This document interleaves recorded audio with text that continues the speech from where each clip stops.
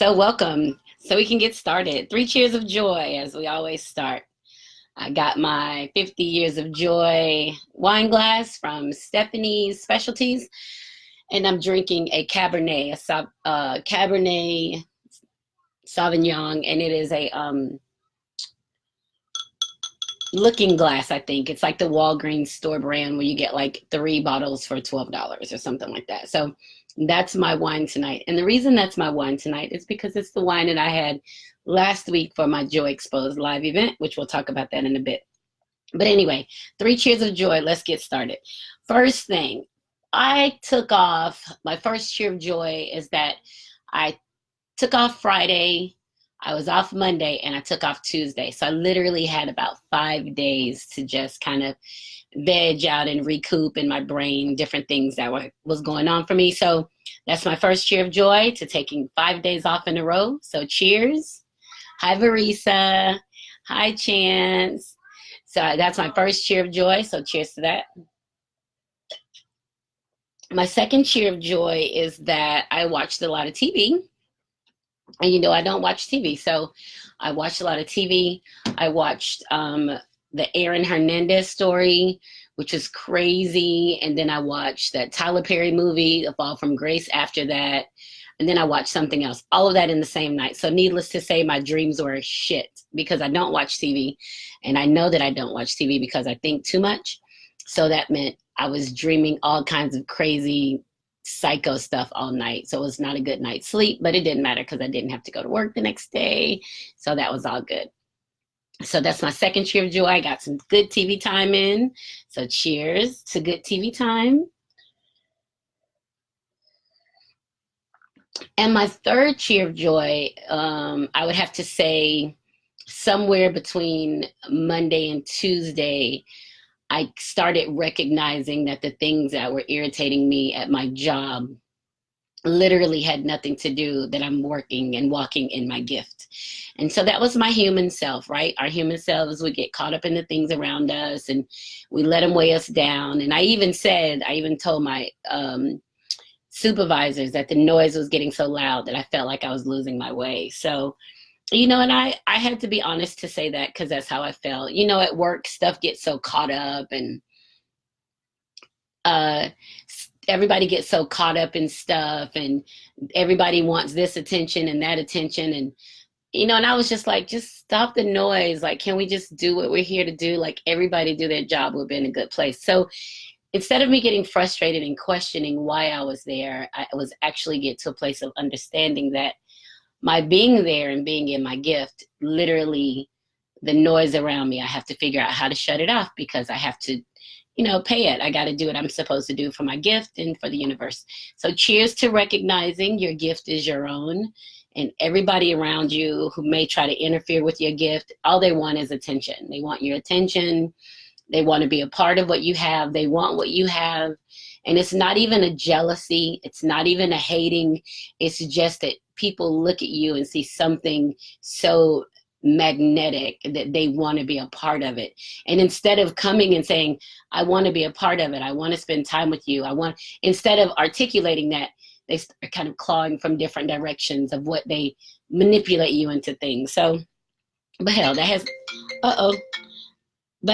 has nothing to do with me, right? So I had to recognize that wasn't my thing and I had to let that go.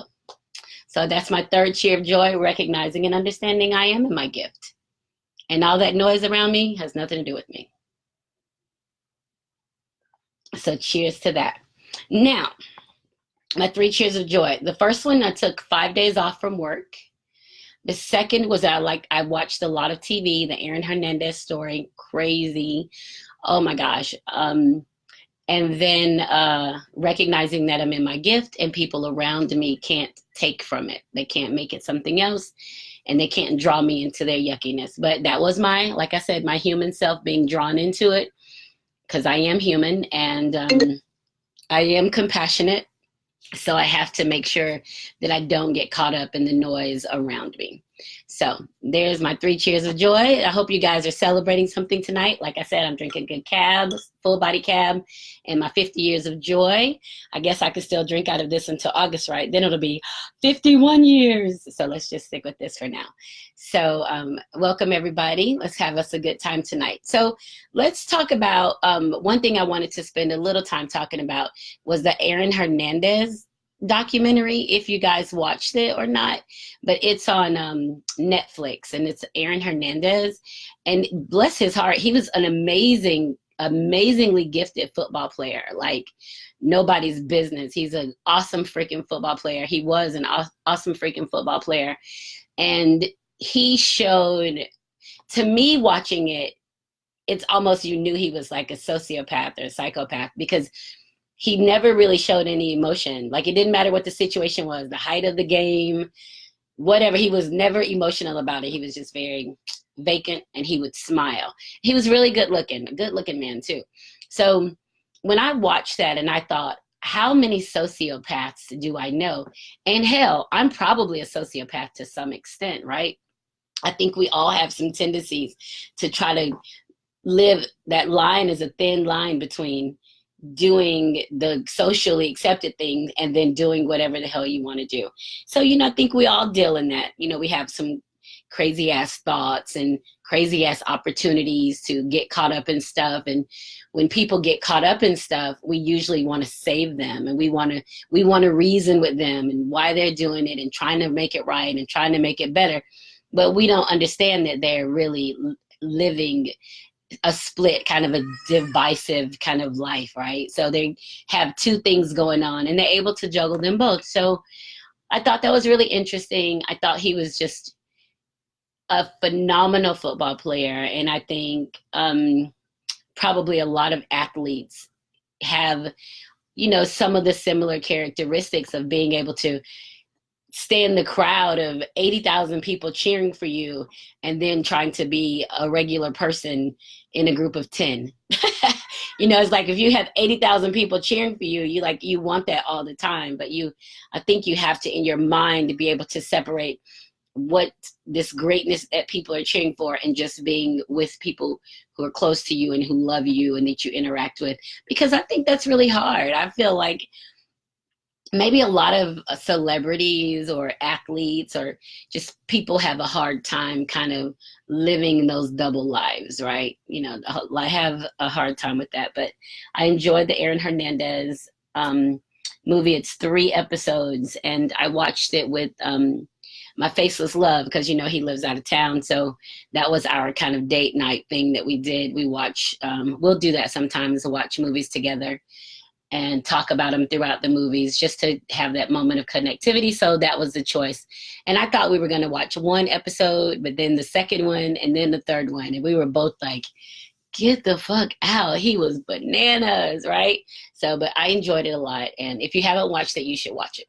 Now, after the Aaron Hernandez, I wasn't ready to go to sleep because I had slept all day, so I wasn't sleepy. So I ended up watching A Fall from Grace. Now, at the time that I said I was going to watch it, I didn't know at the time it was a Tyler Perry movie. I just thought, well, people are talking about it's a new movie out on Netflix, A Fall from Grace, and Felicia Rashad is in it. Kind of draw you to it. And I ended up watching it, and then I realized at some point that it was a Tyler Perry movie. And I was like, well, I might as well. I'm going to go ahead and watch it. I'll finish it. And I did. And the reviews on Facebook have been, people can be harsh. Social media is a fickle motherfucker, boy. They love you or they don't. But it is fickle. So there's been some good reviews and there have been some bad reviews. And I try not to leave reviews on movies because I don't watch a lot of movies. And I know on a regular, what I see in my head, a lot of people don't. A lot of people can't see it, even in conversation about things. So I try to not put that judgment of me, how I see it, on other people. I think that the story was rushed, right? I think there's a lot that could have happened between the start and the finish. Probably 3 good movies if the detail and time and attention were paid to them individually. That probably could have been 3 different movies, and just kind of paid attention to that yumminess that draws us in, that keeps the crowd, you know.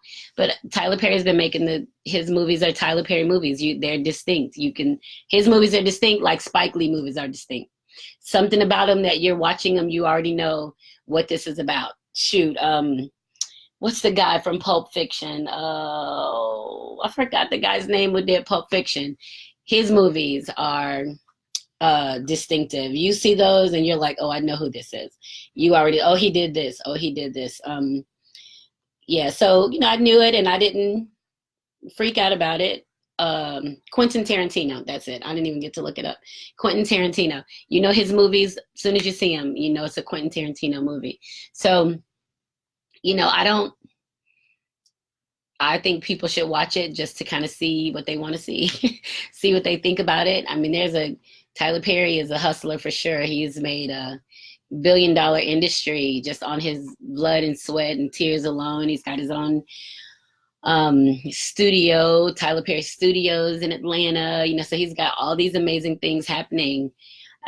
So there's got to be something said for the way that he makes his movies, because he has this huge following of people who make sure they contribute and they're a part of and they support him. So, you know, hands down, even if you didn't like the movie, you got to give him credit on making a connection to not even Black communities, to communities, you know, so across the board, cultural communities across the board that he's made those connections with. And it's about some great stars to come out of his movies too, just kind of getting in the spotlight and being picked up elsewhere. So, you know, preference is preference. Some movies I like, some I don't like, and I don't watch a lot of them. So I probably watch more TV over the past 5 days than I have in the past year. Like I don't watch TV like that. So, but, you know, I watched it. And then, you know, there were questions, but, you know, there's no need to ask the questions. You know, something did or didn't happen. And unless you're going to rewrite the ending and submit it,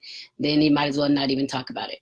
Ta-da, right? So, you know, just kind of put it out there, make a suggestion, write him a letter. I think these things and this, maybe he'll pick up on it and contact you to do some work with you. But if you have ideas about making the movie better or making the movie great, get on it, do that shit, right? So that was me watching TV all weekend and resting a lot. So I have to say this because you guys know who watch me, who come and watch the podcast every week. You know that every 5 to 6 weeks, I'm thinking I have this funky ass blah that I get into. So this was my blah time. And I think it was exacerbated because my Joy Exposed Live didn't pan out and I was really hurt by it. I was embarrassed. So that happened on Thursday. Then some other stuff happened at work on the same day. So I was like, and I think I made a post that said, today was that day. Like all the shit that could have happened. So whatever, I'm going to go to bed. I got home and had me a couple glasses of wine and decided I wasn't going to go to work the next day. I just felt horrible, just mentally just fucked up. Like I needed a day. So I took a day. And so let's see what happened. So Thursday night, I was asked to do the third Thursday of each month at an event space in West Tampa. And you guys know I talk about West Tampa all the time, how much it's growing. My favorite cigar bar is there. And I was asked to do an event there. So the first time was in November. And then I had about 16 guests and I did it for free. The second time was in December. Well, somebody booked a musician on the same night of my event. So I changed my event, right? I'll just change it to next week, whatever. So I contacted the people who had RSVP'd. That was a free event too. Contacted them, let them know that I was moving, but it was the day after Christmas. So there wasn't a lot of response to that. So I didn't get any RSVPs for that. So I canceled that like Monday, Tuesday before. No worries, because I was doing it again in January, had a plan. I'm marketing. I'm going to sell tickets this time. I'm going to include a wine bar. You know, I've got it all mapped out what I'm going to do. And so I've made some really awesome flyers. You guys probably seen them floating around. I've made some really awesome flyers. Hi, Sierra.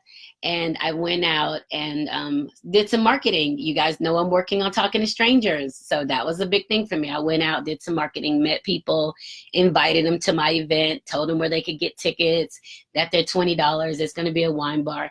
So I only sold about 10 tickets. So I sold 10 tickets on Eventbrite, but then I had other people to contact me and tell me that they were coming. So, maybe I would have ended up about 15 or 16 people. So Thursday I worked. Suck ass day at work. I just told you guys that. I get to my cigar bar that's close to the event space. I go in there, I get a glass of wine, I just make myself chill out. I got an hour. I polish my toes. I'm sitting there talking to one of the co-owners, just getting in the mood, right? So I keep checking the event space, it's not open. Check the event space, it's not open. Not open. So 6:35, I get a call. Well, I get a message from somebody on Facebook saying, hey, we're here. Are you here? And I was like, oh, here, I'm going to come out. So I went outside. I flagged them down, and they came back into the cigar bar with me to sit and wait for the event space to open. So now we're sitting there, we're talking. I got them a glass of wine. I thanked them for coming. They came from Lakeland. And, so I'm like, okay, so guess they're coming. I'm excited. Well, it's like 6:45. Still not open. The event space isn't open. 7 o'clock, still not open. And 6:45, I sent a message. Hey, what time are you going to get here? Because remember, I'm starting at 7. I need to set up my wine bar.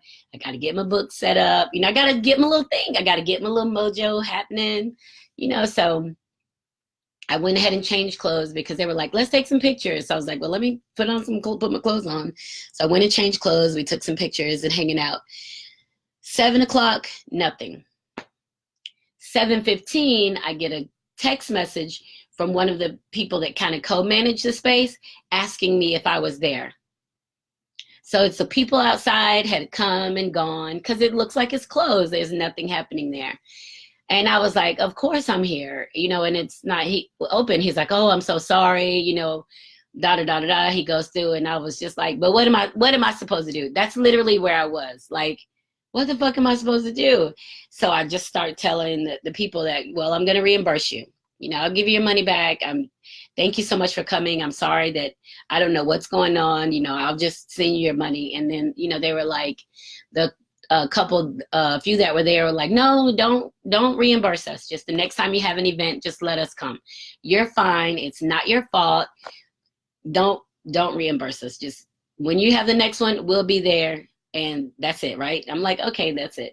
So I sat there and I talked for a little bit, trying to kind of get in the mood, trying to shift gears to, can I go to the hangout? Like, can I switch from I'm about to do this event to now I'm going to hang out? Well, 7:30, I couldn't. I was unhappy. I was upset. I felt like I wanted to cry. And I was embarrassed because people had driven from Lakeland, and they weren't just Black people. One was Dominican, one was Latina from Mexico, and then there was a white guy. And then there's a Black guy. So, there are people, and I'm just sitting there like, and this is reflective of me. So my feelings were really hurt. So Thursday was a suck-ass day for me. And then when I got in the car to drive back home, which is like 45 minutes away, the owner sent me a text and was like, oh, I'm so sorry. I don't know how I can ever repay you. And I was just like, what the fuck? So I just said, no worries. So I was on my way home, and I just decided I'm not going to address it tonight because I didn't really know what my feelings were. Like, am I feeling like this because I'm embarrassed? Am I feeling like this because it's compounded on the other shit that's happened today? Or what are my legit feelings for this moment, right? And so I just decided to have me a couple glasses of wine, and this is the wine I'm drinking tonight, the same wine that I purchased for the wine bar last week. And I just decided to have me a couple drinks, and then I went to bed. And I was just like, I guess this is part of it. Like, this is a part of growing up. This is a part of growing a business and trying to get a following and kind of stepping out on some things. And I know that most of you don't know this, but remember I went through some bullshit with somebody back in July, right? When I was in Italy, and then I had to come back in that August to handle it. So I've already been through the bullshit of somebody manipulating or lying or trying to take advantage of or not doing what they're supposed to do. I won't even say manipulating. I won't even say lying. I'll say not doing what they're supposed to do, what their part is. So I'm a little tense on that, right? So I've already caught myself in that. And now I'm like, okay, this feels familiar. So now it's time to bow out.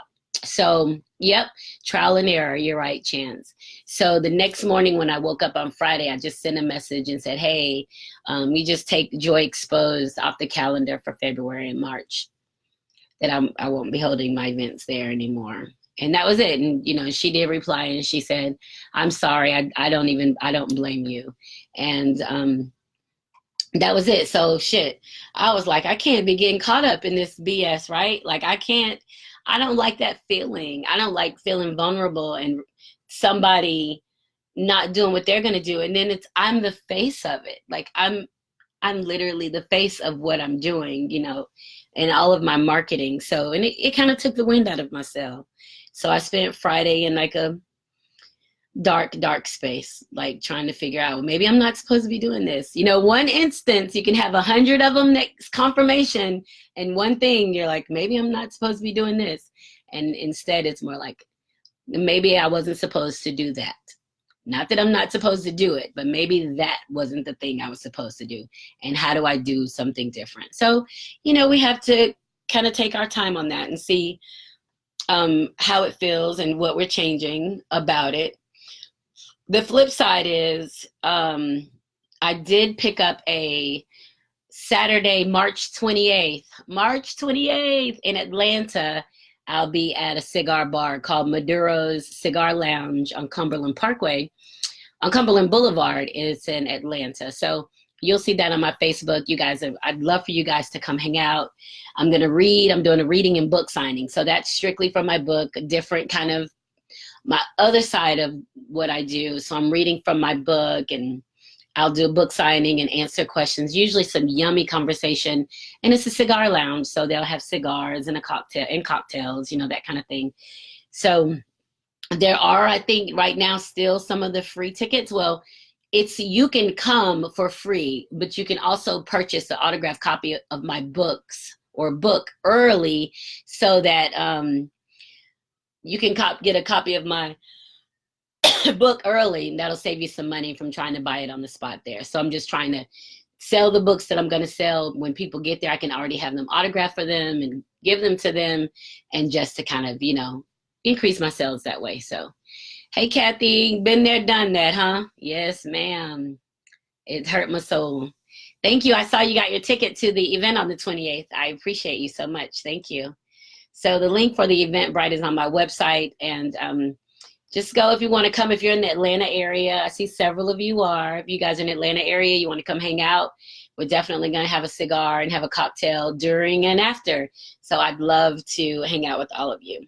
So that's that. So that was my weepy 5 days. And then I finally got my ass up and started moving around on Monday. I did yoga Monday morning. Wait a minute. That's not true. I did yoga Tuesday morning, and I did yoga this morning, and I felt much better the afternoon. I did get up at some point and twist my hair. That might have been Saturday or Sunday. I don't remember, but I just had to do something in the moment to make myself know that I was alive. So, yeah, but anyway, it was a very restful weekend. I didn't feel bad. Usually when I'm in that yucky moment, I start trying to figure out where all my yucky is coming from, how to get rid of things, right? And I didn't do that. I just kind of laid around in it, and I felt really secure in it. I felt safe. My mind wasn't wandering or didn't feel insecure or questioning about people in my life. So, you know, it was a safe moment for me. I didn't have any worries. So that was, my 5 days off was actually really good. So cheers to those 5 days. Now, I know you guys can see that I have on some long johns tonight. I'm cold here. I'm in Central Florida, and it is cold. I was literally trying to figure out what I was going to put on, because I was like, I'm cold and the heat is on. So the heat is on and I'm still cold. And I had on some leggings and a long sleeve shirt that I sleep in, but I still felt a chill kind of to my bones. And then I was going to put on this sweater. And I was like, what can I put on that I'm still comfortable? And I'm sitting on my favorite office piece of furniture. And I saw my long johns that I'd taken with me to Boston. And I was like, oh, perfect. So I threw those on for you. For tonight. So it's cold here. This morning I left the house. I had on some boots and gloves and a coat. And it was about 32, 31, 32 degrees. And I'm like right east of Tampa. So I'm in the middle of Tampa and Orlando. So, and it was cold. So I had to make sure I, keep it together because I was tripping. So anyway, I got on my long johns tonight, long john shirt, long john bottoms, and I got on some socks. So when I get off the air, I will go to sleep just like this, nice and comfy. So we shall move on to our Facebook post of the week. And let me find it. You guys know I'm always flipping through my pictures. Here it is. So I saw one yesterday. I think I have a couple maybe, but this one I wanted to talk because I'm always talking about our placement in other people's lives, and our placement in other people's lives and how we let people make use of us and relegate us to these like yucky ass spaces. So this is a post that Wendell Lamar Hatcher had. It said, quote unquote, so quote unquote, I'm talking to someone. If you're dating somebody, you say, oh, I'm talking to somebody. When somebody tries to talk to you, I'm talking to someone. They said, I'm talking to one equals, I'm getting rawed by an N-word with no title, but I'm optimistic. Wow. I was like, that's exactly what that means. So I don't know who put this together because I think he copied it from somewhere. But when you think about, and I've talked about this, putting labels on yourself in relationships and people. I'm not big on labels. I honestly am not big on labels. My label that I'll probably use is I'm single or I'm married. Like otherwise I'm single. Like I'm single. I'm single doesn't mean I'm looking or I'm available, but it also means that I recognize the fact that the promise of or commitment of forever hasn't been made, and I shouldn't assume that that's what he wants. I shouldn't give it. So I always say that you don't take yourself off the market because you think somebody wants you to. They have to literally ask you to take themselves off the market. So when you're seeing somebody, you're hanging out with them, you're spending time with them, yeah, you hanging out, and you meet somebody and they trying to get with you, they want to talk to you, and you're like, oh, I'm talking to somebody. What you're pretty much saying is, I'm getting rawed by somebody and I'm optimistic that it'll turn into something else. Now that usually works. I think that works better for men than it does for women because we're the ones that are quick to take ourselves off the market and give ourselves give ourselves to somebody in hopes that they're going to change into or ask for us, or we're doing it in hopes. So I really like that because that was real, straight to the front, straight to the point. So I thought that was good. Let's see. Cathy said it was cold in Tampa last weekend, and then come back to Georgia and it's freezing here. So yeah, it's y'all getting it. It's been really cold up there, but this morning it was freezing here. And we just had on last week, I was walking around in shorts and a tank top, some flip-flops. Hell, by next week I'll be in shorts and a tank top and flip-flops. I rarely wear closed-toe shoes unless I have my sneakers on. But it's cold down here now. So that was one of my Facebook posts of the week. And it just kind of helps us to remember not to take ourselves off the market in hopes. Let him ask for you. Let him tell you, I want you. I want you. I want only you. And this is what I'm promising to you. If they're not promising to you what you want, you're still single. You don't have to take it because somebody's giving it to you. What you want is what you want. And if they're not capable of giving it to you, then whatever. I mean, I'm sorry. That's just the way it is. But that's me. I have to remember that's me in my 50-year-old mind, because when I was younger, I would have taken the I'm talking to somebody, I'm seeing somebody, giving them a carving a place for them and taking myself off the market for somebody who, hell, honestly, didn't even fucking want me. He was just making use of me how I made myself available. And that's the truth. I ain't no sugarcoating it. His life wasn't together. He wasn't ready. He didn't want me. And when we say stuff like that and we know that shit is true, it's easy to walk away from that. When you can say, oh, he doesn't want me. He didn't want me. He never did. He was just here for this. He was just there. But we never want to accept the responsibility for that. But that shit is true. I stand by that. So, let's see. There's a post on Facebook going around saying to text your children and say, a detective is going to call you and just tell them I was with you all day. Something like that, the post says, right? So text your kids and say that and see what your kids say. So the funny part is I text my son and my daughters, both of them, one at a time. Well, when I text them something, if I'm not doing it in the group chat, I do it in the order of birth, to be fair. Oldest, middle, youngest. Like, that's how I consistently send their messages. If I'm telling them all something, but I don't want it in the group, I need to have individual conversations, whatever. So that's how I sent the text. Well, Joya was at work, Jasmine was asleep, and Quentin was at school. So I sent the message, a police detective is going to call, say that I was with you all day. So I sent that to all of them. Joya's first, Quentin's last. Quentin responded first and said, all right, bet. He asked no questions. He said, all right, bet, right? So I just said, okay, thanks. So then Joya responded and said, okay, make sure he called this number, not the 813. She's like, make sure he got the right number. Is there anything I need to know? I said, nah. She said, okay. And that was it. So there wasn't much follow-up. But Joya is the one that has the little tinge of anxiety. So for me to tell her that, she's waiting for the detectives to call her. And that's a little stress for her. She's literally waiting for the phone to ring. So she sent me a message later and said, this isn't a joke, is it? And I said, yeah, it is. Sorry, I forgot to text you back. And she said, girl, LMAO. And she said, what was the joke part? She's like, she said, what was the joke part? I said, your response, so we kind of laughed about it. But I thought that was kind of funny. Made me feel kind of good because, I wouldn't ask my kids to put themselves out there for me like that. But the fact that they were just like, bet, I'm doing it, right? So I thought that was kind of funny. So I think that's pretty much it for that. Let me see what else.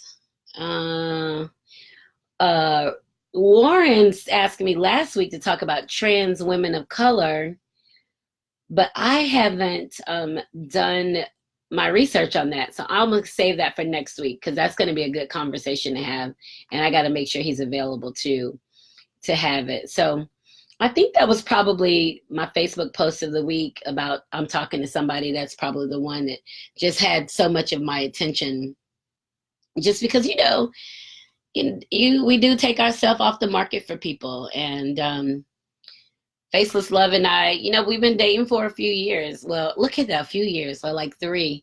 And we're not engaged. We have plans. Like we got stuff we're gonna do, but I still have to think like, what if something happens? Like, what if we're not? Then I'm single, right? So until we make a move to do something more,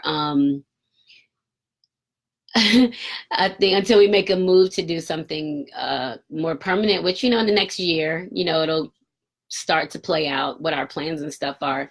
Until then, he's single, and I think he knows that, and I'm single, and what if something happens and he decides he wants to do something else or be with something else or take a different direction, there's nothing I can't be like, well, I was waiting on you and I was this, da da da da da da da. So we just really have to recognize adult people in adult spaces and allow them to do the things that are good for them. And I believe that he's my soulmate, so I don't think that he's going anywhere. And I don't feel that I'm going anywhere. But we do have to recognize until we, do something different, right? So we're still very much single, right? So, like I said, we got plans. We got some nice, solid plans. And the conversations come up, and it's like, what? Are we talking about this for real? Like, what? So, we got some solid plans. And so we'll see, Time will tell. Time will tell. So let's see. Cathy said, too funny. Oh, she texted her middle child and she said, I got you, Mom, but what's going on? She texted her sister and never heard back from her. So that's funny. Yeah, but that was kind of funny on Facebook, the people's responses, because some people are like, no, I can't. Don't give them my number. Don't tell them to call me, because, people are really protective. I don't want somebody to tell me and mean it. I'm going to have a detective call you, tell them we were together. I'm like, shit, no hablo inglés. Nah. I ain't even getting caught up in nobody's bull crap, right? So, oh, and that reminds me, I watched Orange is the New Black over the break too, so more nightmares. So I'm gonna keep going. I think my conversation tonight is going to be on quitting, right? It's hard to get your mind to understand that you're capable of all kinds of amazingness, right? All kinds of greatness. It's hard to wrap your mind around it, especially when you haven't been pushed to these standards or to excellence or to do more. When you've been comfortable in a space, it's hard to push your mind past that space. One of the things that I always heard because y'all know, if y'all know me, y'all know I'm a little meaty chick. I got hips and thighs and ass and breasts. Like I've never been super skinny. And then with having kids and all of that, I put on more weight. So I've always kind of paid attention to my weight, right? So I've always kind of paid attention to that. So that meant I'm always kind of walking and trying to get some exercise in, because I'm always I like the way that I'm shaped. I like the way that my body looks. I like the way that my body feels when it's active, so I haven't been trying to be something else. I need to be comfortable, because I need to be able to drink a bottle of wine without stressing out. I need to be able to eat a steak and potatoes, right? And something else, the bread. Like I need to be able to do what I'm going to do. So I try to stay active enough to make sure that I'm able to live. I don't want to not have anything that I want. So moderation is key. Of course, I know that, but I want to make sure that I'm able to enjoy myself. So I do. So one of the things when I used to go to like Weight Watchers or diet programs that you hear people say, yes, thick thighs save lives. That's right. One of the things that you hear people talking about, or they would say when you go to these places, if you're on a diet or if you're, trying to lose weight, they have to give you different things to help you cope to the way that you live. And one of the things that always reminds me of how to do something different is that they used to say the bed is your enemy. And I would be like, but I love my bed. I love my bed, but they're like, the more that you lay in your bed, the less active you're going to be in other parts of your life. So the bed you have to use your bed specifically for what the bed is made for. Yummy sex and sleep. That's it. You don't eat in your bed. You don't watch TV in your bed. Only use your bed for what your bed is made for. And you think about that, how much you use your bed. Look, now I'm sitting on my bed now. I use it as my recording studio, right? So I use it for my recording studio. I use it and I watch TV. These are things that I do now, but I had to get out of the habit of doing them because I realized the more that I laid around in my comfortable, warm, soft bed, the less fucking work I would do, the less active I would be, right? So I always think on that when I've been in the bed for a day. Like when I'm laying around, I'm like, get up and move, get up and stretch, get up and pick something up off the floor. Like just get your body moving, because that's true. We can focus on using the bed for what it's made for. It puts us in a different position to do other things. So a rule of thumb that I have, I don't usually have a TV in my bedroom, because remember, I don't watch a lot of TV. So I've never needed a TV in my bedroom. And I have my room pitch black dark. I can sleep with an eye mask and earplugs on and not even worry. That's so I can go to sleep. So not a problem. But because I stay with my daughter and my son-in-law, right? So I'm here, helping with the baby and stuff, and for another year or so, they have a TV in my room. So sometimes I turn the TV on and I'll lay in my bed and I'll watch TV. And I could be watching TV and I'll start feeling guilty as hell, like, get your ass up. Get your fat ass up. Look at your stomach. Like I start giving myself a hard time because I'm spending too much time in the bed, because that was the little brainwash tweak that got me back in the day. The bed is your enemy. So I really kind of stick to that. And I use my bed specifically for what it's for. My bed isn't always open. As a matter of fact, I didn't make my bed up this morning, and this was probably the first time. I haven't made my bed in 30 years, 40 years, ever. Like, I always make my bed. I get out of bed, I make my bed. Because once I'm out of it, I'm out of it. It's closed. It's brand new. It's ready for tonight. I don't leave it open to allow me to re-enter, that kind of thing. And so I had to kind of put some things in place. I have to make sure that I walk. I have to make sure that I do some yoga. And the more that I don't move, the yuckier that I feel. And I felt that this weekend because I was literally drinking. I think the first day I drank wine, Thursday I drank wine, Friday I drank tequila, Saturday I drank tequila, Sunday I was back on wine, Monday I was on wine, Tuesday I was on wine. Like, I literally had something to drink every day. And I didn't eat it. I was eating chicken tenders, cooking them in the air fryer, like literally eating nothing and just laying around and watching TV. I felt horrible. I felt so bad, like, oh my God. And I was talking to Faceless Love. I hadn't even talked to him like for a whole day. And he called me and he's like, you good? And I'm like, yeah, what's up? He's like, I just wondered what you was up to. I was like, shit, nothing. It was like 9 o'clock. And then I looked at the phone. I had missed a text from him like 3 hours early. That's how out of it I was. I was like, yeah, I ain't doing no watching TV, And he could hear it in my voice, like, she is really doing nothing. And then I started telling him, like, gosh, I feel really bad. I said, I was thinking I haven't taken my vitamins in my 2 weeks. And then something else I hadn't done. And he was like, well, you probably need to get up and move around a little bit. I was like, I'm going to do yoga in the morning. Let me just get through the night and I'll do my yoga. Then I got up the next day and ordered my vitamins, same day delivery. And then I did my yoga. So I started feeling better. By Tuesday, I started feeling a little better.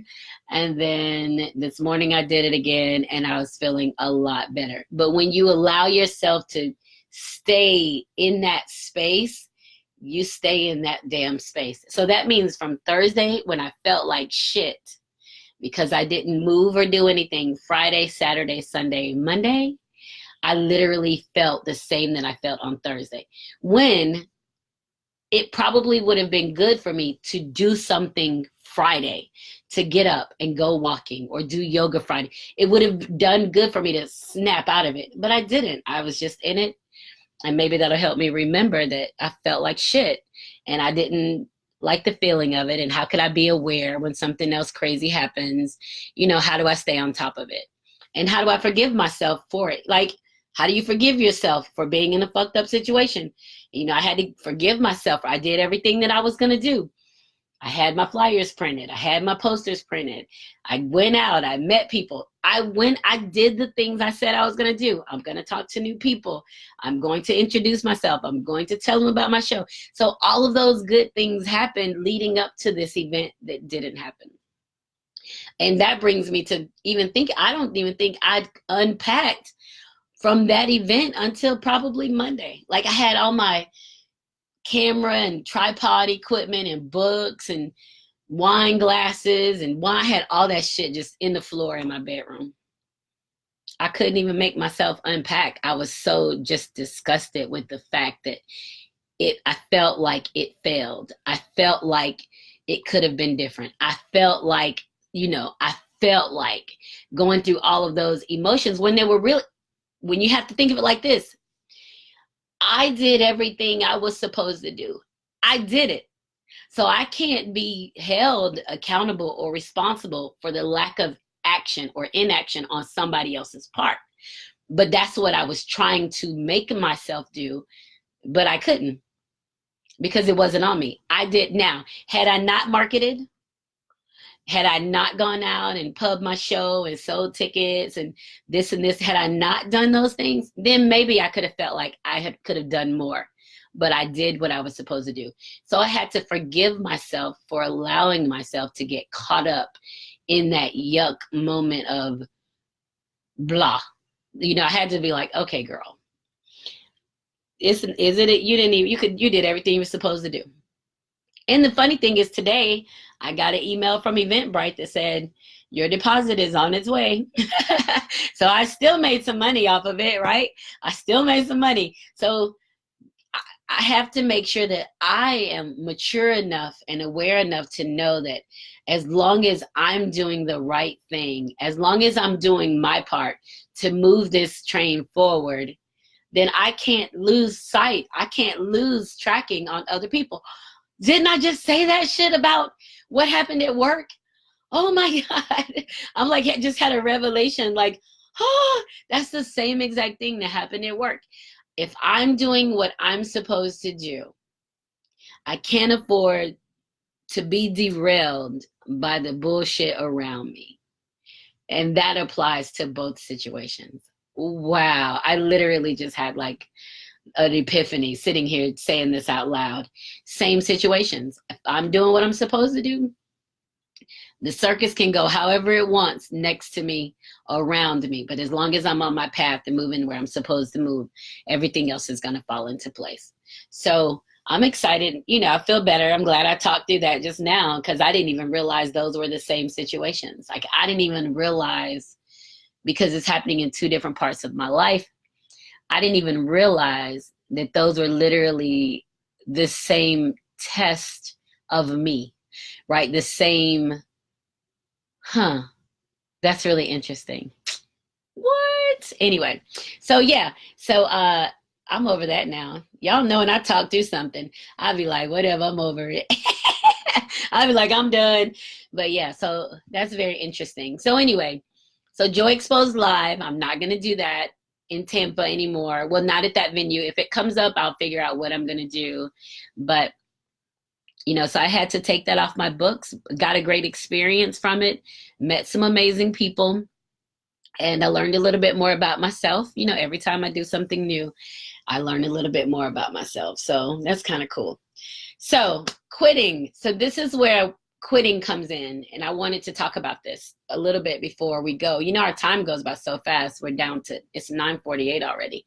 So let's talk about quitting. I always think like right before you quit. And I say 15 seconds before you quit. And I was telling Faceless Love, and he said, what about 15 minutes? So maybe the time, the indicator is relative to the amount of time that you have in what you're doing. And I was doing my yoga yesterday morning, and it was about 48 minutes, about 50-minute session. Now, I had been doing it only for about 20 minutes when in my mind, I was thinking, fuck, I'm not doing this. Fuck it. Like I had already decided I was going to quit. But instead of me quitting, I was just like, have I felt like this before? Like, is this what I feel like when I'm getting ready to quit? So what do I feel like right before I quit? Like, is it my adrenaline starts pumping? Is it I'm sweating? Am I tired? Am I in pain? And what's the trigger that makes quit come to mind? What's the trigger that makes I'm going to quit? So I just was thinking about that. And I wonder if people recognize how they get stuck in these places because they have quit. They've quit moving forward. They've quit growing because they feel like they are where they are. They're doing what they're going to do. And it could be in a job. It could be in anything. Anything that you feel like if it could be in a relationship that sucks. It could be in a job that you don't like. It pays you good money, but you like it. And you stay there. You don't go anywhere else because you've quit. You've decided this is where you're going to be. So that's kind of what I was thinking. And there's gotta be something, some internal mechanism that makes us decide to quit. I'm done. Because I could have quit in my yoga at 20 minutes and then what, lay back down? Remember, the bed is your enemy. I had already been up in that bitch like 4 days. It was time for me to do something else. So I was doing the yoga and I started concentrating on, instead of I'm going to quit, I started concentrating on how my body and my mind felt telling me I need to quit. Because I have a saboteur that lives inside of me. I know there's a saboteur in me that tries to get me to stop being amazing. I know, but that's me working against myself. That's me working against myself. And I don't have a problem saying that because something inside of me sometimes wants to quit. I wanted to quit when the Joy Exposed Live didn't work. And it's some shit that had nothing to do with me. It had nothing to do with me, and I was ready to quit. Right? I wanted to quit when somebody was unhappy with me about a job that I did and they were unhappy. That shit ain't got nothing to do with me either, right? I did what I'm supposed to do. You unhappy, that's fucking on you. I did what I was supposed to do. So there's something. I wanted to quit when I climbed Kennesaw Mountain. When I started climbing Kennesaw Mountain, I wanted to quit. But once I started really climbing and running up that bitch, I didn't need to quit. What I wanted to do then was quit the second time on the way up. Okay, I did it once. I'm going to run down. I'm going to go up again. So the second time up, then it's time for me to quit. I've reached that edge, right? You reach that point where you're like, I'm done. So, and me doing my yoga was nothing like climbing Kennesaw Mountain. And Kennesaw Mountain was nothing like climbing Mount Vesuvius when I was in Italy. So I've run into these places where I want to quit. I've wanted to quit in my relationship with Faceless Love. He'll tell you. I've told y'all before, I would break up with his ass every month because I felt like it wasn't going to go any further. But that was me and my lack of relationship experience. That was me. Now that had to do with me. It didn't have to do with him. That was on me because I was fearful of what was on the other side of relationship. What was on the other side. And if you can build a bridge and get over the fear, it's all gravy, right? I talked about that a couple weeks ago. So that's what I just want people to consider. Are you doing everything that you can do? Are you really just putting yourself out there to get everything that you can get? I talked to my mom today and I was telling her, we were talking about going to DC to the African American Museum, the Smithsonian. And she hasn't gone, and I've gone twice. I went with my son and I went with Faceless Love. And I told my mom, I said, you know what's funny about me going to that museum? And she said, what?